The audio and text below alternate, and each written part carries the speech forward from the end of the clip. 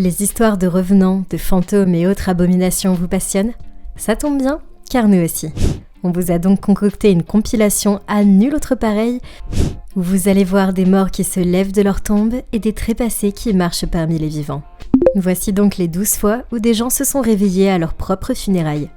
N'oubliez pas de cliquer ici pour vous abonner si vous aimez cette vidéo et d'activer toutes les notifications pour ne rater aucune de nos prochaines vidéos.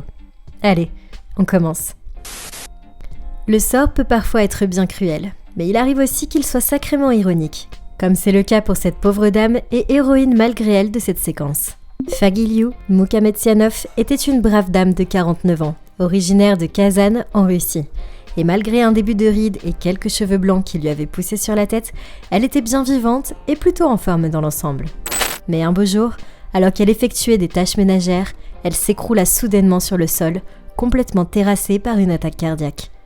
Après s'être assurée de sa mort, on veilla bien sûr à lui offrir des obsèques décentes, avec un cercueil ouvert afin que la défunte puisse être saluée par ses proches avant d'être mise 6 pieds sous terre. Mais au moment où son compagnon vient lui faire ses derniers adieux, la morte se réveilla brusquement et se leva de son cercueil en criant comme une hystérique. Voyant que la pauvre Fagiliu était bien vivante, on décida d'un commun accord qu'il serait plutôt judicieux de l'amener aux urgences, ce qui fut fait bien promptement. Mais à la consternation générale, la morte ressuscitée avait trépassé une nouvelle fois, et cette fois, bien pour de bon. On put alors enfin célébrer ses obsèques, mais cette fois avec le cercueil bien fermé, parce qu'on ne sait jamais, si vous voyez ce que je veux dire. Il faut croire que nos ancêtres étaient très mal lotis en matière de coroner et de médecins légistes, et il n'était pas rare que l'on enterre quasiment des gens encore vivants, tout simplement parce que l'on avait cru qu'ils étaient morts. Le cas de Niképhoros Glikas, un vieux prêtre orthodoxe d'origine grecque, en est d'ailleurs un très bon exemple, et son histoire macabre est bien susceptible de vous donner la chair de poule. Cet honorable vieil homme de 80 ans avait été déclaré mort après avoir été alité plusieurs jours avec une grosse fièvre. On organisa alors des obsèques dignes de son rang dans l'église orthodoxe et on exposa son corps comme il était coutume, pour une durée de 3 jours, afin que les fidèles puissent venir se recueillir une dernière fois. Mais le deuxième jour, alors que des prêtres étaient venus lui rendre un dernier hommage, le soi-disant défunt se réveilla de sa profonde léthargie, et horrifié par le spectacle de ses propres obsèques, il se mit à crier. Toute l'assemblée se mit alors à hurler de terreur, croyant bien que les morts avaient commencé à se réveiller. Bien évidemment, il n'en était rien et le pauvre vieillard avait été victime de ces médecins incompétents qui, le voyant tomber dans le coma et pensant qu'il avait trépassé, le déclarèrent mort sans vraiment vérifier. Les histoires de revenants ne sont pas toutes remplies de fantômes et de bons ou de mauvais esprits, et vous allez bien vite vous en rendre compte en regardant cette séquence. Egali Sopugaliev est un brave et honnête travailleur de 63 ans, originaire du village de Tomarli au Kazakhstan. Le vieil homme qui n'était pas connu pour ses frasques disparut pourtant soudainement sans laisser de traces par un jour d'été. On le chercha partout, mais sans succès. Alors lorsqu'on découvrit un cadavre décomposé à proximité de sa maison, on conclut que c'était le sien, ce qui fut d'ailleurs bien assez vite confirmé par des tests ADN. On organisa donc des funérailles pour le pauvre Egali et on inhuma son cadavre dans le cimetière de son village natal. Mais 2 mois après l'enterrement, Egali se pointa à la maison familiale. Non pas en tant que squelette ou un cadavre zombifié, mais bel et bien en chair et en os. Les membres de sa famille en faillirent mourir d'une crise cardiaque en voyant ce revenant, et il leur fallut beaucoup de temps pour réaliser que le vieil homme était aussi vivant qu'ils ne l'étaient eux-mêmes. Egali n'avait en fait jamais été mort, mais il était tout simplement parti travailler dans une ferme non loin de là, et il avait tout simplement oublié de prévenir sa famille.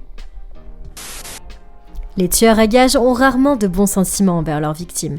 Mais comme l'a dit Léon le professionnel, no woman, no kids.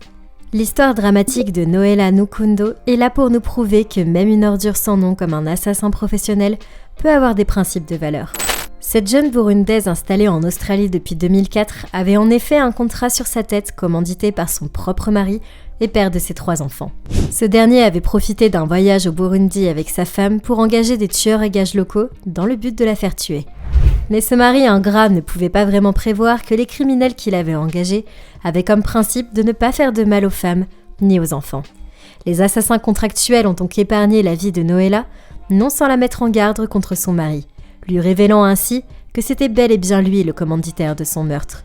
Ils lui remirent même des preuves matérielles de son implication, ce qui lui permettait de l'envoyer croupir derrière les barreaux pour un bon bout de temps. Sur cette séquence, vous allez faire connaissance avec un revenant de loin, non pas de l'au-delà en tout cas. Gilberto Araujo est un laveur de voitures brésilien âgé de 41 ans, qui va vivre une expérience pour le moins traumatisante. Ce brave monsieur a en effet été déclaré mort et son corps a été mis à la morgue et identifié par son propre frère. La famille a commencé donc à pleurer son pauvre défunt et à se lamenter sur son sort, lorsque soudain, le mort se présenta devant eux, bien vivant et en parfaite santé. Tout le monde se mit alors à crier de façon hystérique et à s'évanouir de terreur car on pensait que Gilberto était revenu d'entre les morts pour les hanter. Mais il n'en était bien évidemment rien, car ce n'était pas Gilberto qui était mort ce jour-là, mais un autre gardien de voiture qui lui ressemblait physiquement néanmoins. D'où la méprise de son frère, qui n'avait pas pu l'identifier formellement.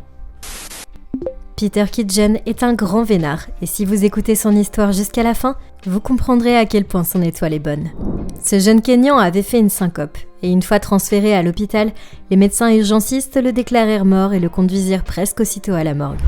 Le malheureux passera un peu plus de 4 heures dans la morgue, jusqu'à ce que l'équipe mortuaire ne vienne entamer le processus d'embaumement de son corps. Un des médecins légistes commença alors par pratiquer une large incision avec son scalpel sur la jambe de Peter afin de pouvoir drainer son sang. Mais au moment même où la lame commença à déchirer la chair du pauvre Peter, celui-ci se réveilla alors en sursaut et pris d'une intense douleur, il commença à crier de toutes ses forces. Les employés de la morgue étaient devenus littéralement blancs de peur, mais ils comprirent quand même au bout de quelques minutes que Peter était bel et bien vivant et qu'ils étaient sur le point de l'écorcher vif. La scène littéralement surréaliste que vous allez voir maintenant n'est pas tirée d'un film de science-fiction ou d'une énième série Netflix sur la fin du monde.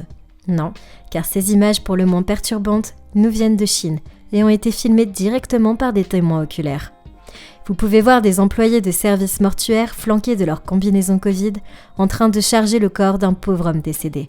Mais au moment où il s'apprêtait à le rentrer dans l'ambulance, le sac mortuaire commença à remuer, créant un effroi total pour les brancardiers.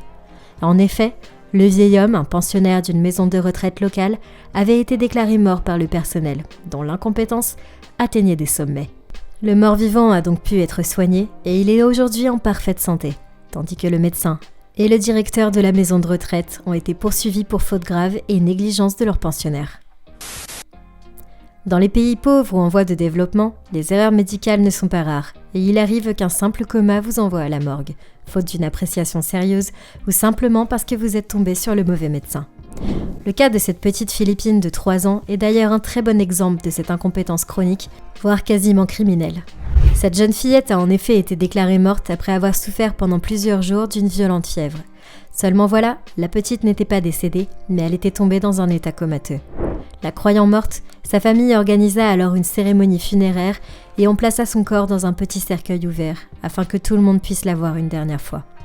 Mais soudain, la petite fillette ouvrit les yeux et commença à bouger, prouvant ainsi qu'elle était bel et bien vivante. Malheureusement, cette troublante histoire ne s'arrête pas là, puisqu'une fois réanimée, la fillette fut envoyée une nouvelle fois à l'hôpital, où elle mourut pour de bon cette fois. Michael Pruitt est un jeune Américain, tout ce qu'il y a de plus normal au premier abord. Mais ce que vous ne savez pas, c'est que ce jeune homme a vécu une expérience littérale de vie après la mort. Son incroyable histoire remonte au mois d'avril 2019, alors qu'il retapait une maison avec son beau-père. Suite à un accident de chantier, le jeune Michael a été électrocuté et son cœur a cessé de battre pendant une bonne vingtaine de minutes. Emmené aux urgences, on tenta tant bien que mal de le réanimer avec des électrochocs, sans toutefois espérer grand-chose. En effet, même s'il arrivait à se réveiller, il aura très probablement de très graves séquelles au cerveau, vu que cet organe aura gravement manqué d'oxygène.